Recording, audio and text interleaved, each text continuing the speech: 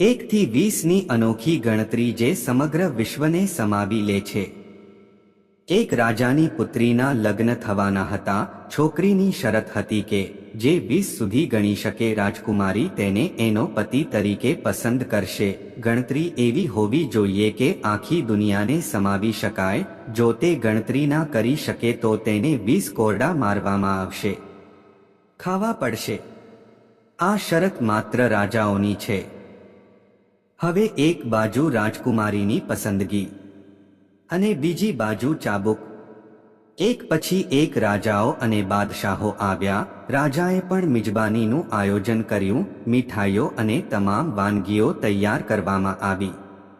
સૌપ્રથમ સૌ મહેફિલ માણી રહ્યા છે, પછી સભામાં રાજકુમારીનો સ્વયંવર શરૂ થાય છે। એક કરતાં વધુ રાજા કે સમ્રાટ આવે છે।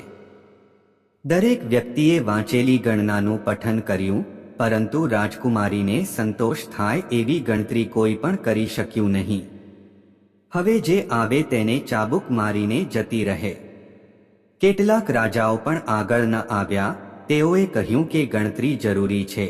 રાજકુમારી પાગલ થઈ ગઈ છે, તે અમને બધાને મારવામાં જ મજા કરે છે। આ બધું દ્રશ્ય જોઈ એક હલવાઈ હસવા લાગે છે। તે કહે છે, ડૂબીને મરી જાઓ રાજાઓ, તમે બધાને ખબર નથી કે 20 કેવી રીતે ગણવી। આ બધું સાંભળીને રાજા તેને સજા કરવા કહે છે। રાજા તેને પૂછે છે કે તમે કઈ ગણતરી જાણો છો? હા, ખબર હોય તો કહો, હલવાઈ કહે, હે રાજા, જો હું ગણું તો શું રાજકુમારી મારી સાથે લગ્ન કરશે? કારણ કે હું તમારા સમાન નથી અને આ સ્વયંવર પણ માત્ર છે। જો તે રાજાઓ માટે છે તો પછી ગણતરી વર્ણવવામાં મને કોઈ ફાયદો નથી, અને જો હું તે વર્ણવી ન શકું તો મને સજા ન થવી જોઈએ। રાજકુમારી કહે, ઠીક છે, જો તમે ગણી શકો તો હું તમારી સાથે લગ્ન કરશે, અને જો તમે ન કહી શકો તો તમને મૃત્યુદંડ આપવામાં આવશે। બધા જોઈ રહ્યા હતા કે આજે હલવાઈનું મૃત્યુ નિશ્ચિત છે। હલવાઈને ગણતરી કરવાનું કહેવામાં આવે છે। હલવાઈ રાજાની પરવાનગી લે છે। ગણતરી શરૂ થાય છે।